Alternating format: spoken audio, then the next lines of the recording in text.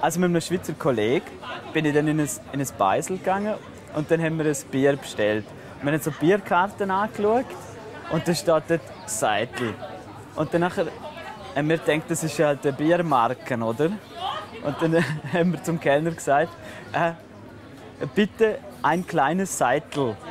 Und dann hat er uns angeschnauzt und gesagt, na, Seidel sind immer klein.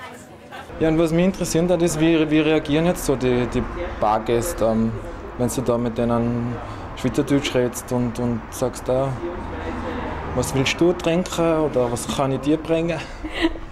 Ja, eigentlich nicht. Sie lachen meistens oder verstehen mich zuerst nicht, weil sie nicht gewöhnt sind, dass eine Schweizerin als Kellnerin arbeitet.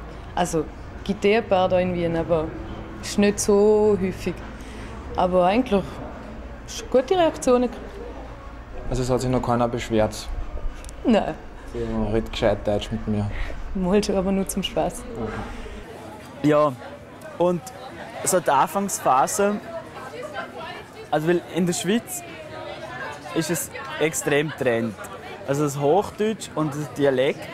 In der Schule redest du halt Hochdeutsch und draussen halt Dialekt und im Fernsehen wird halt Hochdeutsch geredet. Halt immer das typische schweizerische Hochdeutsch, wie man es so kennt. Aber es ist immer ganz stark getrennt. Es durchmischt sich halt nicht. Und deswegen habe ich irgendwie gedacht, jetzt komme ich nach Wien und dann muss ich auch Hochdeutsch reden. Und dann habe ich Hochdeutsch geredet und dann haben wir alle ziemlich angeschaut. Und bis dann irgendjemand mal gesagt hat, du tönst eigentlich wie ein Deutscher. Also mir ist sprachlich eigentlich gut gegangen hier in Wien. Es haben sich eher alle amüsiert darüber oder wollten mal, dass ich Schweizerdeutsch rede, weil es für sie einfach interessant ist, weil sie es lustig finden, wenn sie nichts verstehen. Aber es hat niemand irgendwie negativ sich geäußert im Dialekt gegenüber.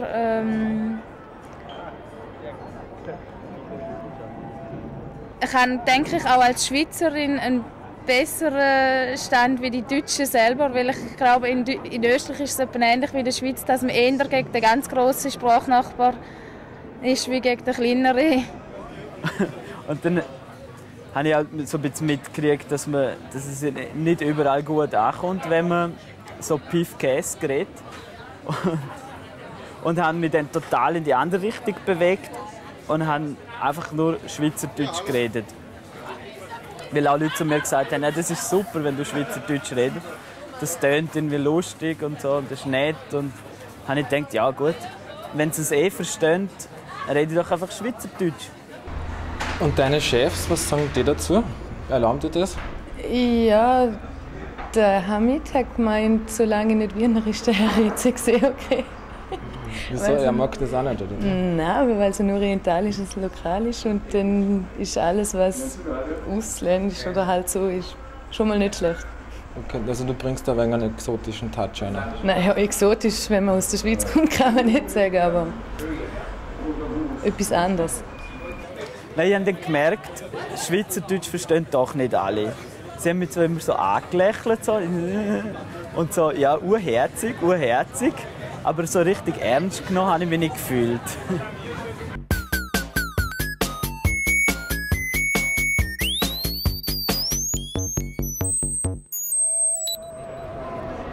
Müsli und Müsli. Ja, in der Schweiz sagt man, also ein Müsli ist eine kleine Maus und ein Müsli ist zum Essen vom berühmten Bircher.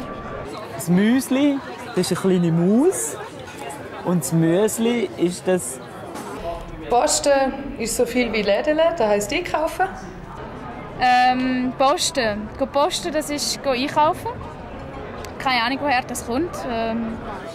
In Denner oder in Coop oder in Migi. Gehen posten. Ja, Uhure. Heisst ja so viel wie Uhr in Wien. Also kann man eigentlich an alles dranhängen. So zur Verstärkung, Uhren gut, Uhren schön. Ja. Als ich klein war, hat es immer wieder Mütter gegeben von Kollegen von mir, die uns ziemlich zusammengeschissen haben, weil wir eben immer Uhren gesagt haben. Ein aufgestellter Schweizer.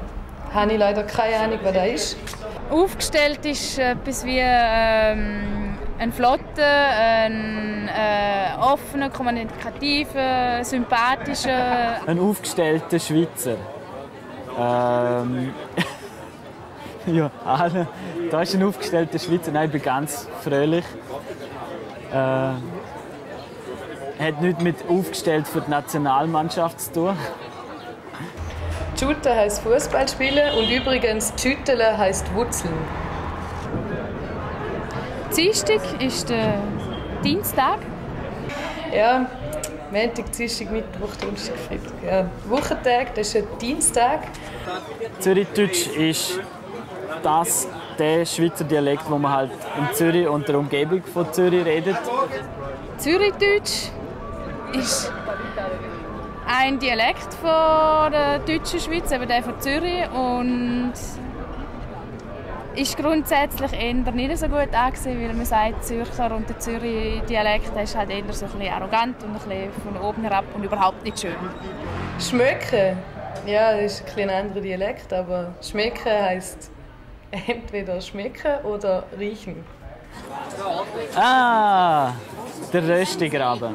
Der Röstigraben ist ein Mythos, wo es eigentlich um sich vorgestellte politische, eine vorgestellte politische Grenze geht. Der Röstigraben, der geht direkt durch Freiburg durch. Das ist der Graben, wo die Sachin, also der Fluss Zahne, durchgeht. Und das markiert eigentlich die Grenze zwischen deutscher und französischer Schweiz. Ah, super. Das zeige ich fast besser, weil das ist ein ganz neues Schweizer Wort an und für sich.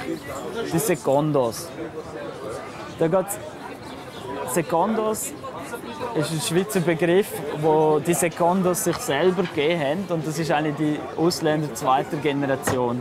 Das ist von der italienischsprachigen Ausländer zweiter Generation her. Das sind eigentlich Schweizer, die sich aber immer ein bisschen aufgrund ihrer Sprache, ihrer Herkunft dann ein bisschen abgrenzen und sagen, wir sind die Secondos. Wir sind halt wir sind Schweizer, aber wir sind doch auch ein bisschen was Besonderes und werden auch immer wieder angeschaut von anderen und zum Teil eben auch für Nicht-Schweizer gehalten oder so. Ja, auf der Suche nach Schweizer Interviewpartnern habe ich auch den Herrn Brändle kennengelernt, der auch schon sehr lange in Wien wohnt. Wie lange bist du schon da, wenn ich du sagen darf? Ja, klar. Ich bin seit inzwischen 20 Jahren in Wien, 21 Jahren sogar. Ich habe Wien erreicht am 1. April 1987. Ich war mir schon ziemlich gewohnt, Hochdeutsch zu reden, weil ich, bevor ich nach Wien gekommen bin, ein Jahr lang in Hamburg gelebt habe. Da habe ich eher die norddeutsche Einfärbung des Deutschen mir zu Gemüte geführt. Zuvor war ich mehrere Jahre in den USA und in Mexiko. Es ist eine sehr seltsame Geschichte mit dem Schweizerdeutsch im Ausland. Man wird das immer wieder sehen, wenn sich zwei Schweizer treffen. Also ich spreche jetzt immer von den Deutschschweizern. Die Französisch-Schweizer und die Italienisch-Schweizer ist eine andere Geschichte. Das muss man, die Rätoromanisch-Schweizer natürlich sowieso, das muss man gleich hinzufügen. Wenn sich zwei Deutschschweizer im Ausland begegnen, kann man immer wieder das seltsame Phänomen bemerken, dass sie zuerst mal mindestens eine Viertelstunde lang miteinander Hochdeutsch sprechen. Es gibt eine seltsame, tief verwurzelte Scham vor der eigenen Sprache in einem nicht schweizerischen Kontext, in einem vor allem deutschsprachigen Kontext. Mir selber geht es auch so, wenn ich Schweizerdeutsch hier in Österreich oder in Deutschland höre, dünkt es mich eine geradezu lächerliche Sprache. Wenn ich allerdings Schweizerdeutsch in der Schweiz höre, dann ist es die natürlichste Sache der Welt. Ich glaube,